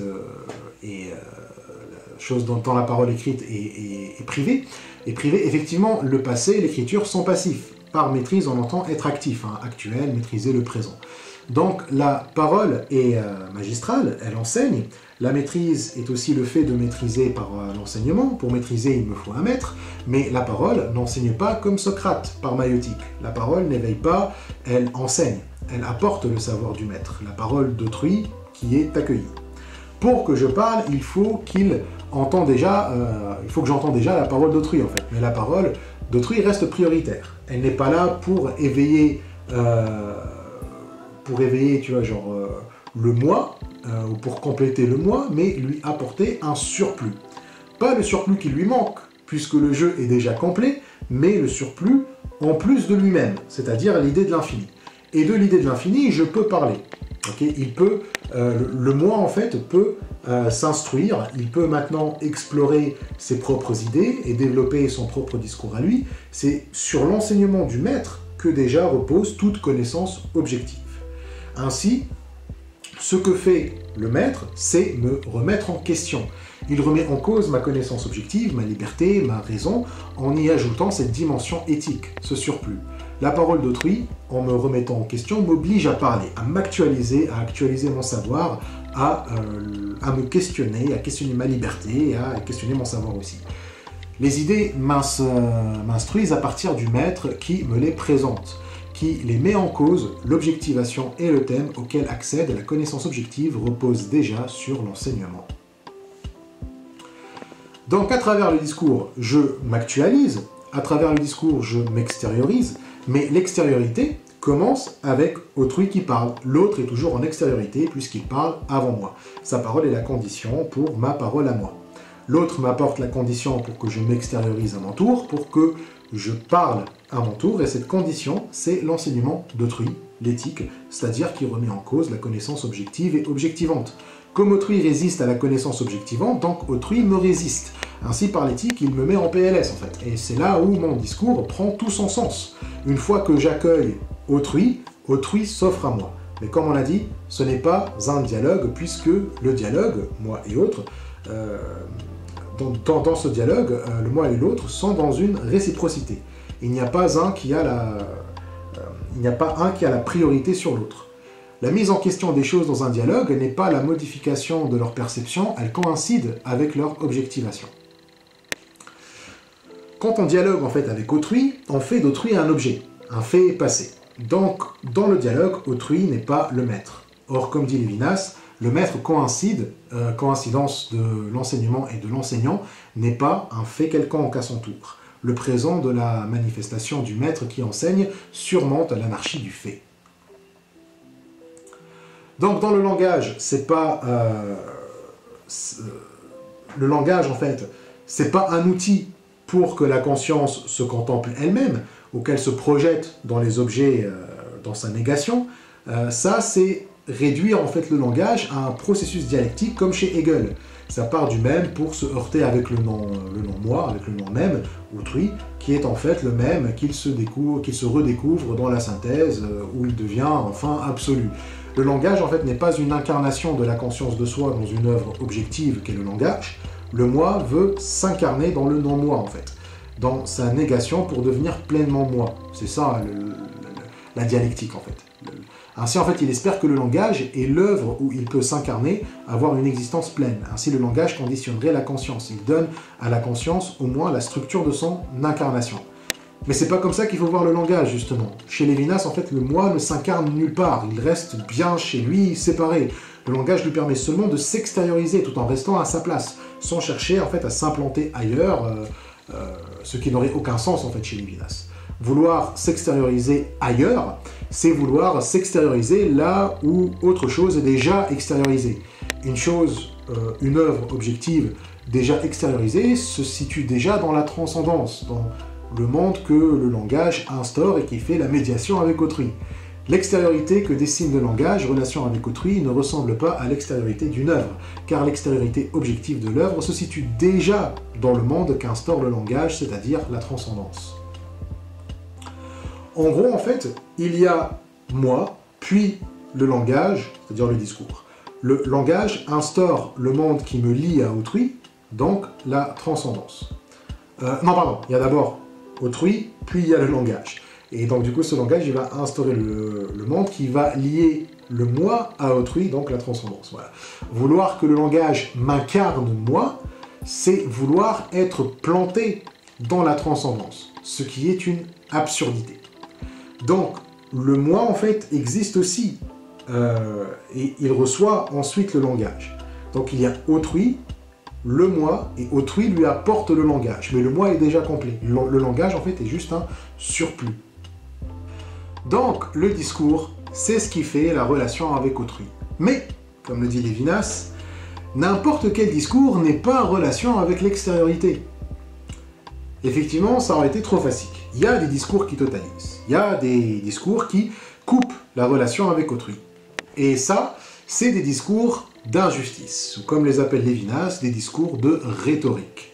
Alors, la philosophie et la rhétorique, c'est connu, c'est un peu comme l'eau et l'huile. Depuis le début de la philosophie, la rhétorique, c'est un peu son ennemi juré. La rhétorique, en fait, c'est l'art de convaincre. Athènes, en fait, étant une démocratie, le pouvoir repose sur l'habilité des orateurs à convaincre leur audience. Donc, ils utilisaient l'art de s'exprimer pour convaincre le public. Mais on voit déjà le problème. La rhétorique, c'est plus de la manipulation qu'autre chose. Elle s'en fout, en fait, de l'éthique. Ce qui compte, c'est juste convaincre. Lévinas fait référence au Phèdre de Platon quand il dit « Ce n'est pas l'interlocuteur, notre maître, que nous abordons le plus souvent dans nos discours, mais un objet ou un enfant ou un monde de multitude comme le dit Platon. » Alors la partie en question, c'est dans le Phèdre, c'est quand Socrate parle avec Phèdre des orateurs qui n'ont aucune connaissance en justice mais qui veulent enseigner l'art de persuader. Pour Socrate, en fait, vouloir persuader sans savoir ce qu'est la justice, c'est un red flag énorme. Il prend en fait l'exemple de Tisias, un orateur athénien, ou plus exactement un sophiste, pour dire que c'est quelqu'un qui imite la vérité, c'est-à-dire il donne à son audience un discours qui ressemble à la vérité, mais qui n'est pas vrai. Il donne en fait un mensonge, mais il l'embellit, il le rend un peu crédible. Le sophiste, c'est un peu quelqu'un qui utilise son savoir pour manipuler. Et ce genre de discours, c'est un discours destiné à un interlocuteur qu'on sait qui va être dupe de notre discours. La foule, n'ayant pas reçu en fait, d'entraînement dans la justice et l'éthique, et plus généralement dans la philosophie, selon Socrate, elle est complètement sans défense face au discours de Tisias. Le rhéteur, en fait, ne vise pas le maître dans son discours, parce que justement, le maître ne peut pas être dupé. L'autre, comme on a dit, même dans ou face au mensonge, il reste quand même franc. Étant en fait l'enseignant de l'éthique, il fait la justice et donc il met facilement le discours du rhéteur en PLS. C'est pour ça en fait que quand le rhéteur parle, il vise un homme de la multitude ou un enfant. Quelqu'un qui sait qu'il ne fera pas le poids. Quelqu'un qui n'a pas en fait les armes pour contrer les ruses du rhéteur. En ce sens, en fait, le discours du rhéteur est psychologique, il est démagogique ou pédagogique. Il va s'attaquer à notre psychologie ou alors il va nous prendre par les sentiments ou alors il va nous prendre pour des gosses, quoi, qui ne comprennent rien à rien. C'est comme les politiciens quand le peuple en fait refuse une loi comme la réforme des retraites, par exemple, ils commencent à dire qu'il faut faire de la pédagogie avec le peuple, etc. Le peuple n'a juste pas compris, c'est pour ça qu'il rejette la réforme des retraites, etc. Bref, c'est très vicelard, ça prend autrui pour un con et ça veut en fait ruser avec son prochain, quoi. Donc en fait la rhétorique n'est pas vraiment un discours, mais ce qui résiste en fait au discours. On ne vise pas autrui avec la rhétorique, mais on veut le dominer. On veut en fait étendre le moi. Donc on va vers autrui avec la rhétorique, mais uniquement pour solliciter son oui, pour solliciter son accord, pour solliciter son consentement, pour qu'il soit d'accord avec nous. Elle aborde autrui non pas de face, mais de biais. La nature spécifique de la rhétorique, de la propagande, de la flatterie, de la diplomatie, etc., consiste à corrompre cette liberté. Donc la liberté que j'ai, qui est conditionnée par autrui pour aller vers autrui, elle est ici corrompue. On ne va plus vers autrui pour la justice, mais précisément, comme dit Socrate, pour l'injustice. L'injustice, en fait, consiste seulement à faire violence à autrui à travers la rhétorique. On peut très bien, en fait, convaincre son prochain pour son bien, mais en utilisant la rhétorique, même si c'est pour son bien, on peut avoir commis une injustice. Quand on manipule, on exerce une violence sur la liberté. Déjà la mienne, puisqu'en rejetant autrui, déjà je réduis ma propre liberté, mais aussi c'est une violence sur la liberté de mon prochain. La rhétorique en fait corrompt la liberté en la retournant contre l'autre, alors que cette liberté était censée être incorruptible. Amener autrui à dire oui, c'est l'amener à renoncer à sa liberté. Donc ça veut dire que la rhétorique comprend qu'elle peut manipuler la liberté comme on manipule de la matière.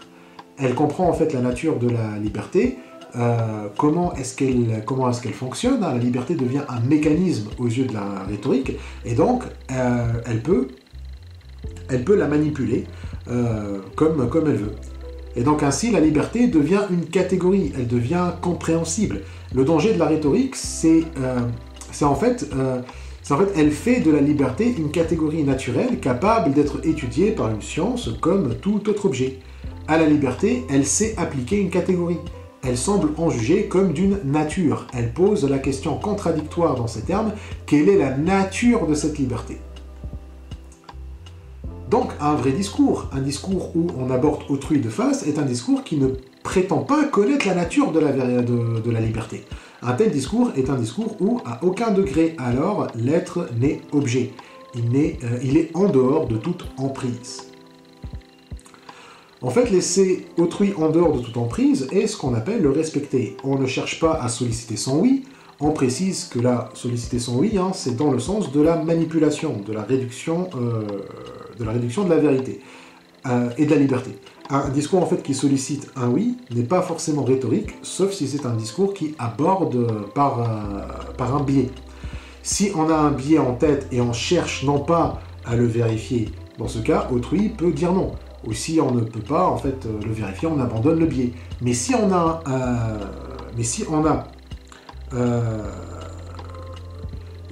en fait un biais et on veut absolument qu'autrui dise oui pour le confirmer, ou si on veut en fait qu'à travers le oui, autrui se dévoile, alors là on est dans la rhétorique. Donc si quelqu'un vous pose des questions à la Socrate, même si ça sollicite souvent un oui, ce n'est pas forcément de la rhétorique parce que la liberté ne se tourne pas contre elle-même. Au contraire, dans le dialogue socratique, qui est certes problématique, comme on a vu avec la notion de dialogue, mais c'est un dialogue qui cherche quand même vraiment la justice, et ça on y reviendra. Bref, un vrai discours, qu'il sollicite le oui ou le non, doit être un discours qui laisse autrui s'exprimer, qui laisse le visage d'autrui se manifester. C'est donc un visage qui vise c'est donc un discours en fait qui vise la justice, et non pas la connaissance objective. Donc c'est un discours qui laisse à autrui son propre langage. Un langage qui est certes incompréhensible au même, mais c'est la condition de la liberté et de la justice. mais aussi la condition mais aussi la condition de la vérité. Laisser l'autre être autrui, c'est ça le but du face-à-face. L'autre en tant qu'autre est autrui. Il faut la relation du discours pour le laisser être. Le dévoilement pur, où il se propose comme un thème, ne le respecte pas assez pour cela. Nous appelons justice cet abord de face dans le discours. Si la vérité surgit dans l'expérience absolue où l'être lui de sa propre lumière, la vérité ne se produit que dans le véritable discours ou dans la justice. Donc voilà, la vérité se produit dans le discours qui est justice, donc pas du tout rhétorique. Mais là, on va revenir à Socrate et Platon. Comme on a dit, le dialogue socratique, on l'a critiqué un peu, mais après, Lévinas trouve quand même une dimension assez particulière dans le dialogue socratique, qui peut le sauver de l'accusation d'être juste rhétorique. Après tout, il est bizarre de dire que Socrate et Platon font aussi de la rhétorique. Qu'ils font de l'ontologie, c'est évident, mais qu'ils font de la rhétorique, ça, pas vraiment. Après tout, Socrate reproche justement aux sophistes de s'en foutre de la justice. Donc, voyons ce que dit Lévinas sur Platon dans le dernier et long paragraphe de cette sous-partie discours et rhétorique. Déjà, il nous dit qu'il admet une relation de face à face avec cet être absolu qui serait tout autre, un être qui n'est soumis à aucune catégorie. Le seul problème, c'est que pour Platon, on ne peut pas faire l'expérience de ce face-à-face qu'à travers les idées. Les idées servent en fait d'intermédiaire. Mais si c'est le cas, alors déjà le discours devient un discours un peu solitaire en fait. On doit se découvrir soi-même, se connaître soi-même et donc arriver aux idées d'abord. Le dialogue socratique serait en fait Socrate qui veut faire connaître le moi à lui-même et ce en découvrant les idées. Et ensuite le moi arrive à faire l'expérience du face-à-face. Le discours en fait aurait comme fonction de se découvrir. Le discours serait finalement un monologue dans ce cas. Le rapport et le discours impersonnel semblent se référer au discours solitaire ou raison, à l'âme conversant avec elle-même. Mais alors, si l'âme est en conversation avec elle-même, quand elle analyse la nature des choses, si le discours impersonnel, c'est-à-dire le discours qui porte sur les essences, c'est en fait l'âme qui qui est en dialogue avec elle-même et qui apprend à se connaître, alors là, l'âme et l'idée sont un peu similaires. Si on apprend les essences, l'âme apprend les essences, alors l'âme, c'est aussi l'essence. Et si l'âme apprend les essences, alors l'essence, l'idée devient l'objet de la connaissance de l'âme. On est donc dans une intentionnalité, mais ainsi l'objet serait adéquat à l'âme qui le pense, et de là, on se demande si on peut vraiment arriver à autrui. C'est en fait c'est précisément en fait les trois questions que pose Lévinas. D'abord, il pose mais l'idée platonicienne qui fixe le penseur équivaut-elle à un objet sublimé et perfectionné? Donc, première question, c'est quoi cette idée? Est-ce que c'est un objet sublimé et perfectionné? Et la deuxième question concerne la parité entre l'être et la pensée. Si l'idée est un objet parfait, donc il doit bien être saisi par une pensée qui lui est adéquate, donc une pensée parfaite. La parenté entre l'âme et les idées sur laquelle insiste le Phédon n'est-elle qu'une métaphore idéaliste exprimant la perméabilité de l'être à la pensée?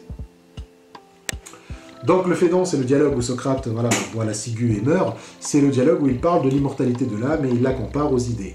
L'âme est comme les idées, elle est immortelle et parfaite. Mais du coup, est-ce que ça signifie qu'elle est perméable à la pensée? L'objet en fait de la pensée, les idées sont adéquates à la pensée qui les pense. Donc l'âme, est-ce qu'on n'est pas dans de l'ontologie là? Et donc, on arrive à la troisième question. L'idéalité de l'idéal se réduit-elle à un accroissement superlatif des qualités ou nous amène-t-elle à une région où les êtres ont un visage, c'est-à-dire présent dans leur propre message? Donc là, est-ce que par l'idéal, on entend qu'on va atteindre ou étendre les qualités à leur degré ultime, genre c'est comme voir le monde dans l'ultime dimension, ou alors l'idéal est censé nous amener au visage des êtres? Est-ce que les idées, c'est ce qui permet d'arriver au visage, c'est-à-dire à l'état où les êtres sont libres et autonomes, qu'ils ont leur propre discours, ou s'ils sont vraiment, où ils sont vraiment présents, vraiment extériorisés. Et donc toutes ces questions reviennent à une seule question en fait. Est-ce que Platon est dans l'ontologie ou sa théorie des idées mène vraiment à une relation avec autrui? Si on se réfère au philosophe que Lévinas mentionne juste après, Hermann Cohen, on pourrait croire que l'idée ne mène pas à une relation avec autrui. Hermann Cohen, en cela platonicien, soutenait qu'on ne peut aimer que des idées. Alors Cohen, c'était un philosophe allemand juif de la fin du 19e et début 20e siècle. C'est un néo-kantien qui dit qu'on a un savoir a priori, donc c'est un rationaliste. On est né avec un savoir déjà existant, et ce savoir va nous permettre de comprendre les objets qu'on rencontre. En gros, comme c'est aussi un platonicien, ce savoir a priori, c'est en fait les idées. Et la connaissance, la vérité, c'est quand notre savoir, nos perceptions sont conformes aux idées que nous avons déjà. En ce sens, effectivement, le seul rapport qu'on peut avoir, c'est un rapport avec les idées.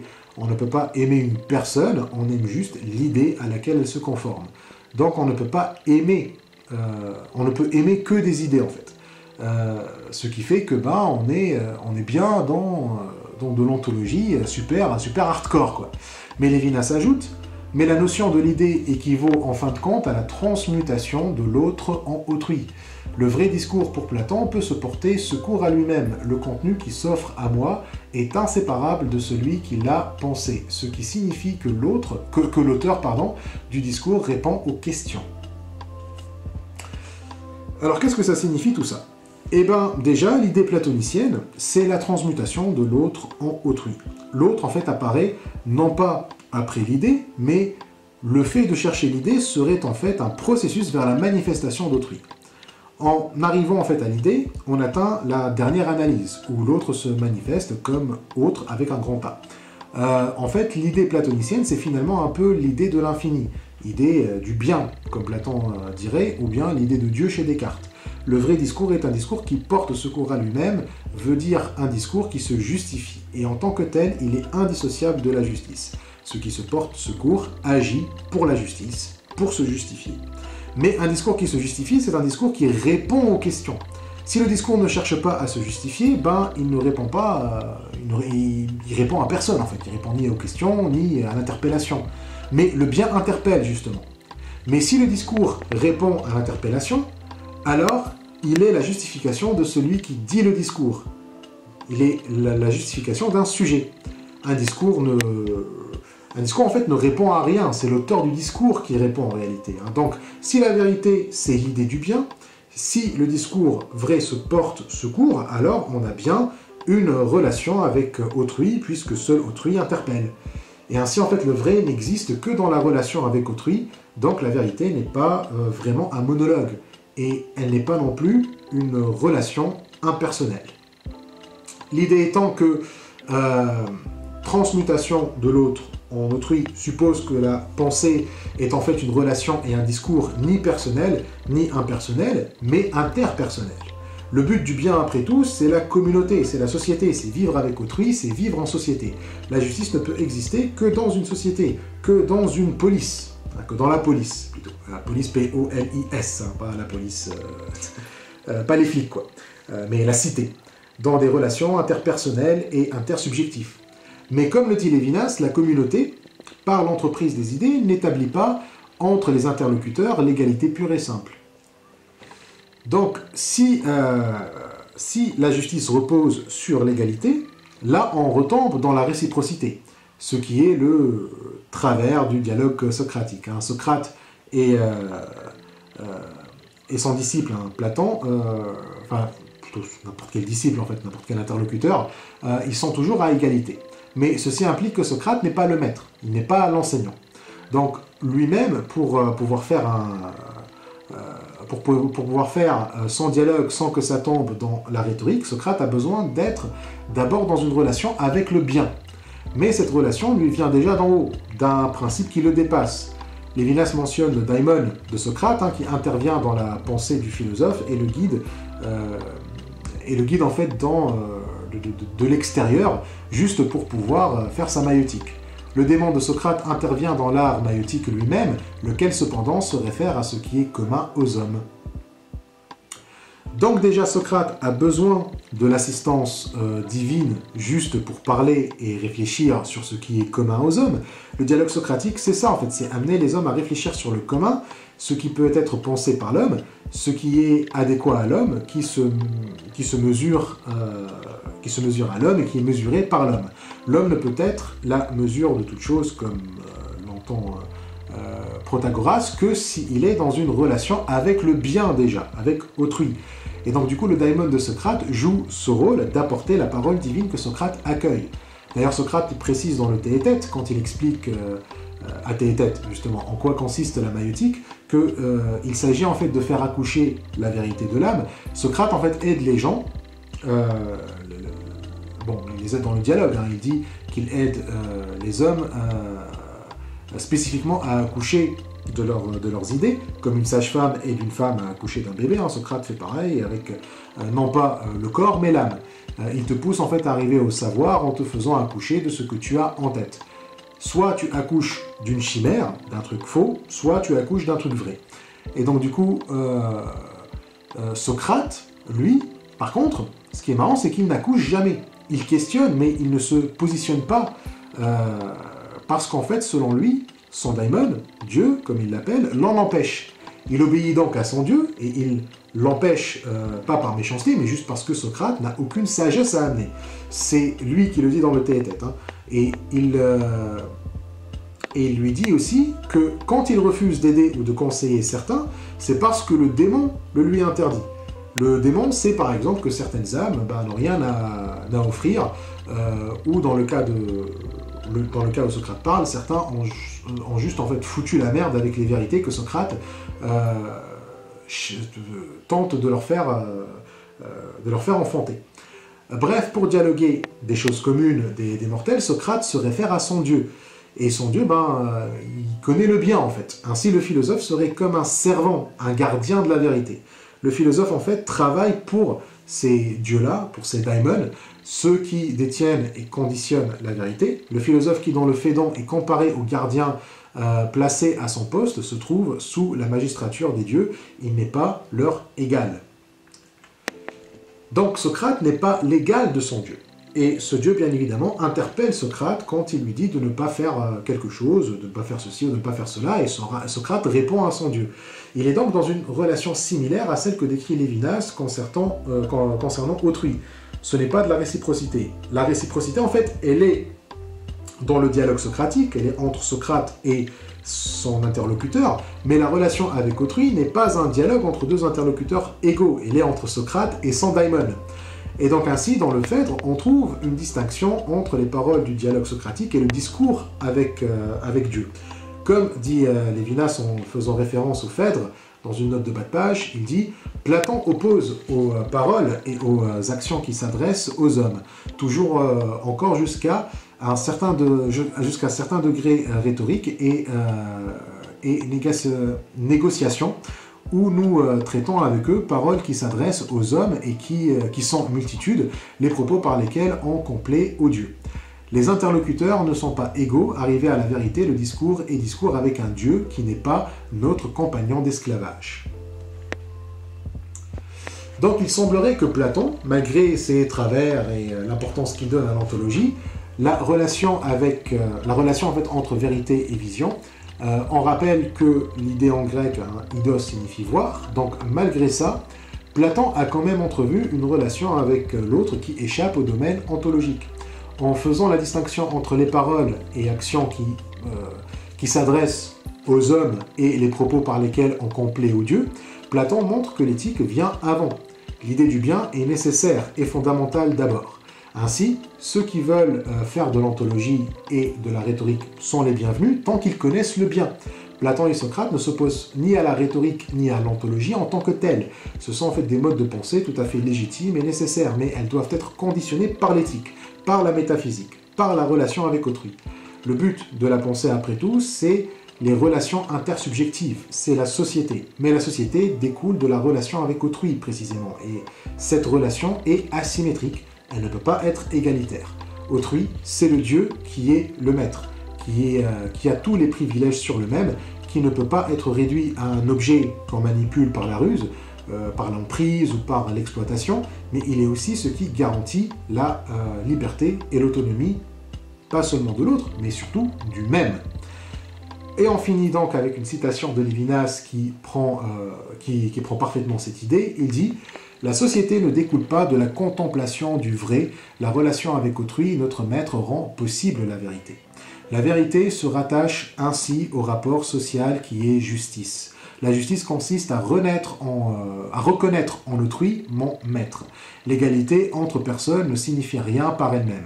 Elle a un sens économique et suppose l'argent et repose déjà sur la justice qui bien ordonnée commence par autrui. Elle est reconnaissance de son privilège d'autrui et de sa maîtrise, accès à autrui en dehors de la rhétorique qui est ruse, emprise, exploitation. Et dans ce sens, dépassement de la rhétorique et justice coïncident. » Donc voilà, on va s'arrêter là pour aujourd'hui. La prochaine fois, on va terminer cette partie de séparation et discours. Et comme d'hab, j'espère que cette vidéo vous a plu, j'espère que vous avez trouvé ça intéressant, que ça vous aide à comprendre, ces textes un peu difficiles, un peu costauds. Et voilà, comme d'hab, pour soutenir, abonnez-vous, petit pouce bleu, le petit commentaire, sonnez la cloche et tout ça. Et si vous voulez me soutenir sur Bakshish, vous avez les liens dans la description sur les réseaux sociaux. Et sur ce, je vous dis